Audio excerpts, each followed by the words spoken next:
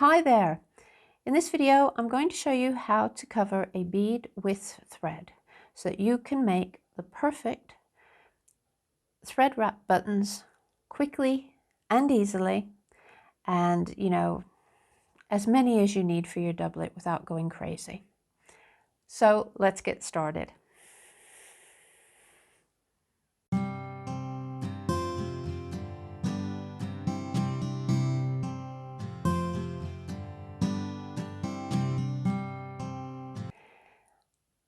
This technique is a great way to cover a bead or a small button mold with thread easily, quickly, without all the long drawn out going through the hole each time.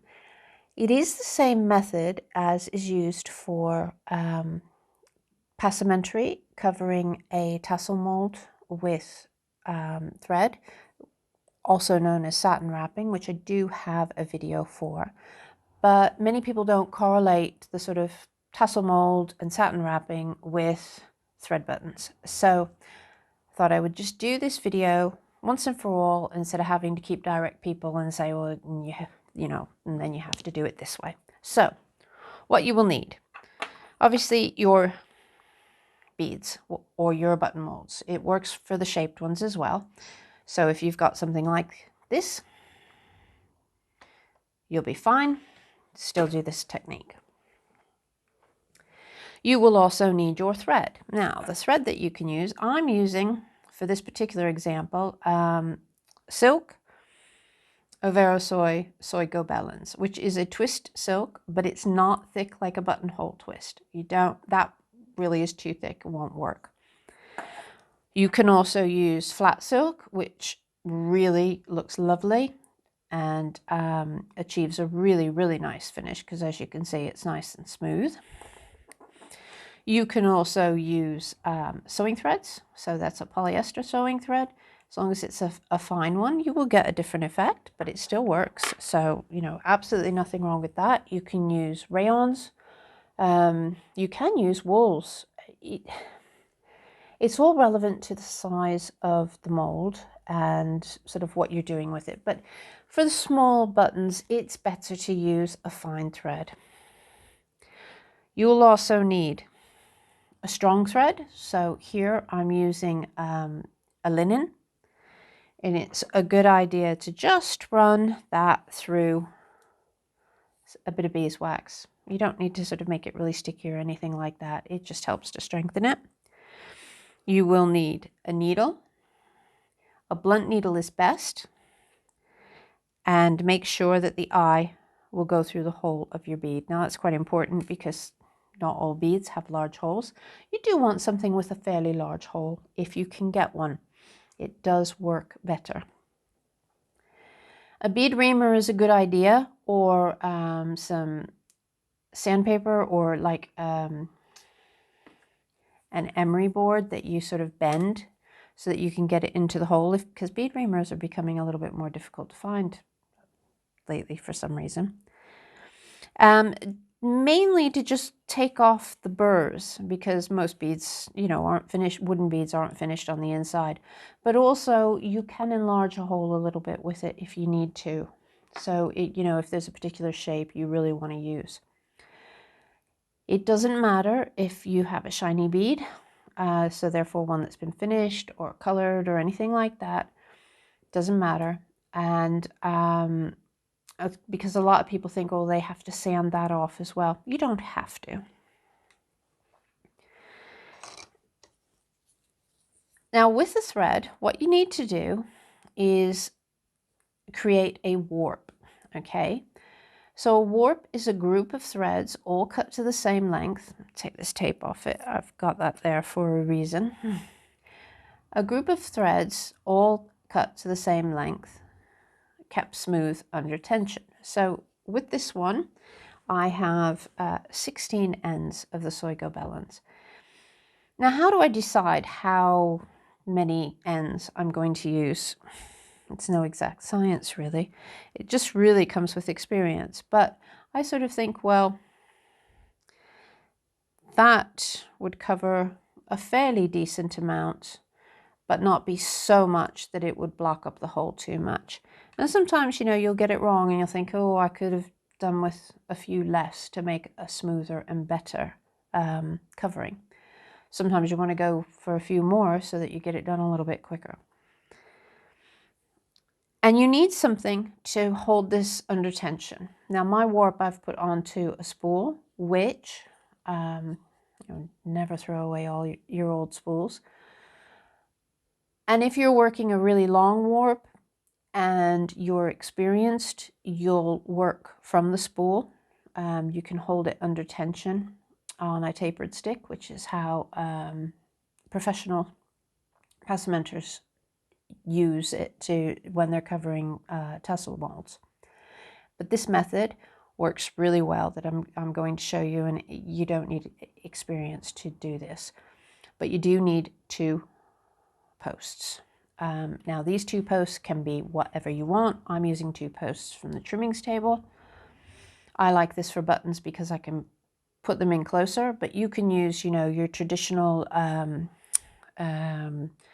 warping posts that you can buy, or you can use 2 clamps. If you're using clamps, cover the screw so that it doesn't snag. I haven't got one right here to hand within easy reach, but cover the screw up. You don't want to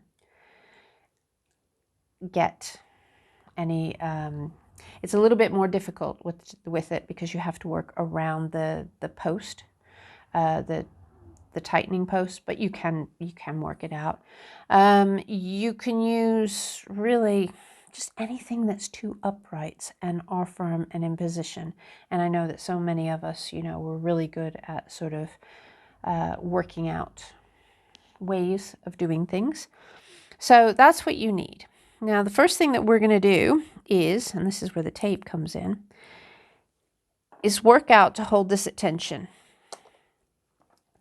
So I'm going to secure this.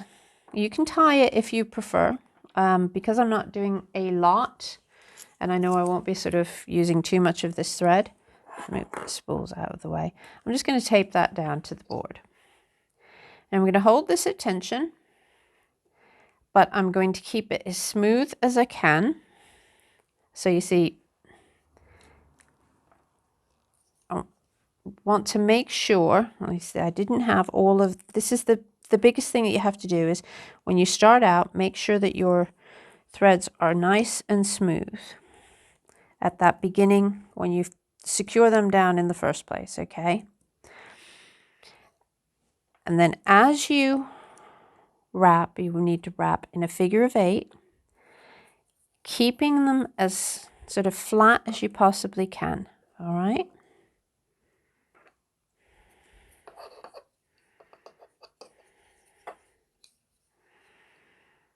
Now this is really important. You got to try not to twist your threads because any twist will show up in your covering. As I say, if I was using a long length and I really wanted to, longer length and really wanted to maintain my tension, I would not tape, I would tie it down.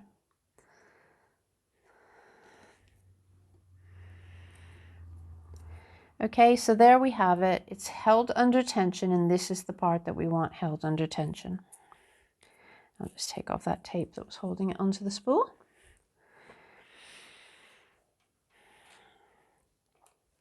So now I'm going to thread my needle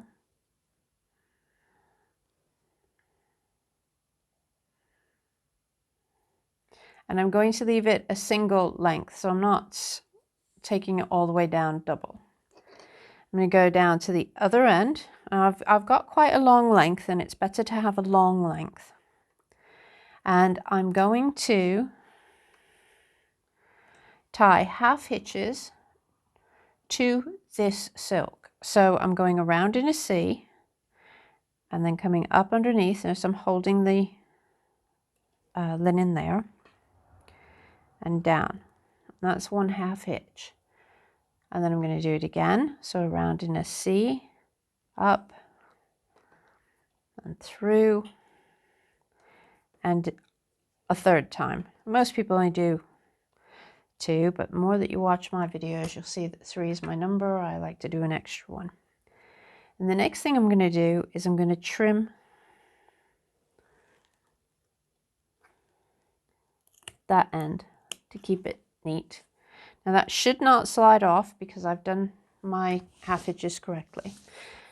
It may well be that if you've got a really slippery silk, you find that that slips. So put a bit more wax onto your linen and that will help to stop that slipping right off the end there. I'm going to take the bead and I'm going to take the threaded needle up through the bottom. Not that there's a top or a bottom in a circular bead. And I'm just going to sink the end of the thread into the hole a little bit, not too far. I'm going to turn the bead, so I'm turning it like so that the silk goes around the face of the bead, and then I'm going to bring the needle in around the silk and through the hole. Okay, so then what's happening is that that's pulling down, and now what I'm going to do is I'm just going to take it into the hole a little bit, not too much, just a little bit. Okay, and then I'm going to turn and I'm going to come back around and do the same.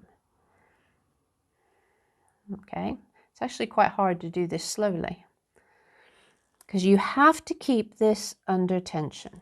Okay, that's the secret to getting a nice smooth covering. And then repeat, down, in a little bit. At that point, you can let go if you're holding this at tension, and that you can lift up and get yourself a new length so you've got some length to work with. Okay, now you'll keep going around, but what you have to do is make sure that you are at the same side each time, because otherwise you will cross over. It's not vital if you do cross over on a button, because you're not going to be doing a load of work into the inside of this. You're just going to be working the button. Now I'm just going to change over my glasses and I'm just going to carry on doing this, covering this so that you can see what's happening. But I've changed my glasses so that I can also see what's happening.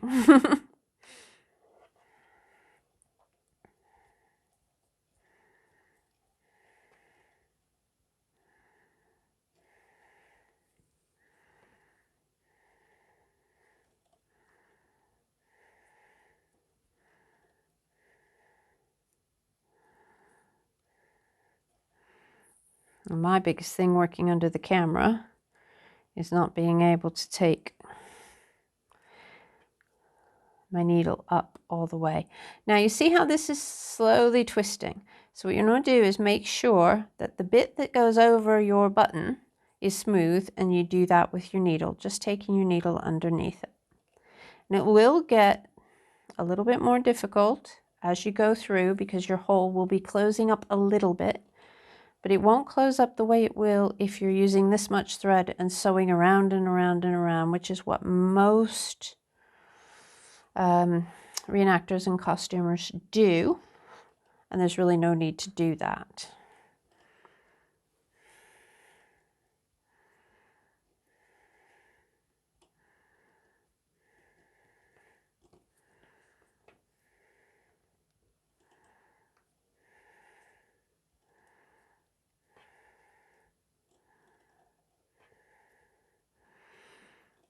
And then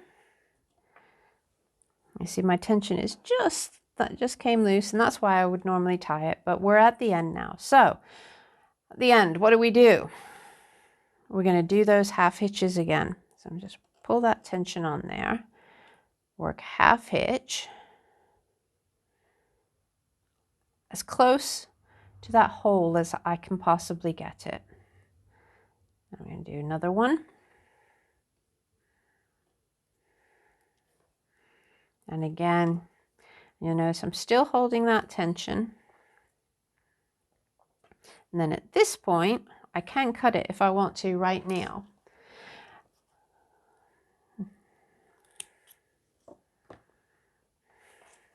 or I could have left that in a little bit longer.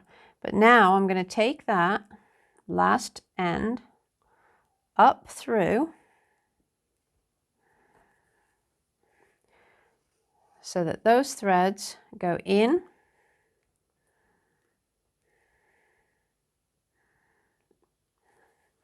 and pull it right through. Now I can trim a little bit closer,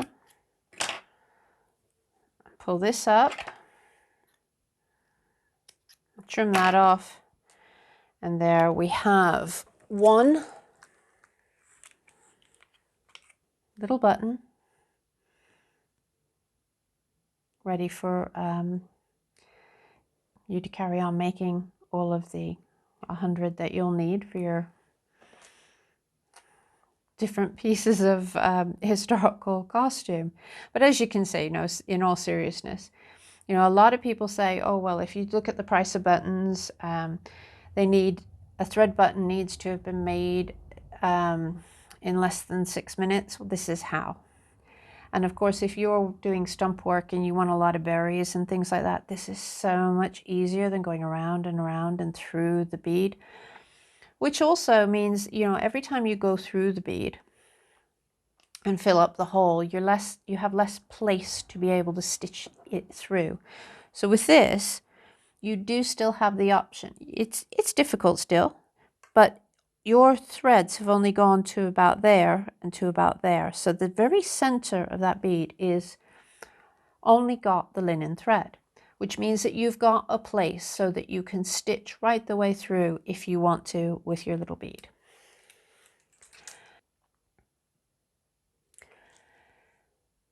Thanks so much for watching.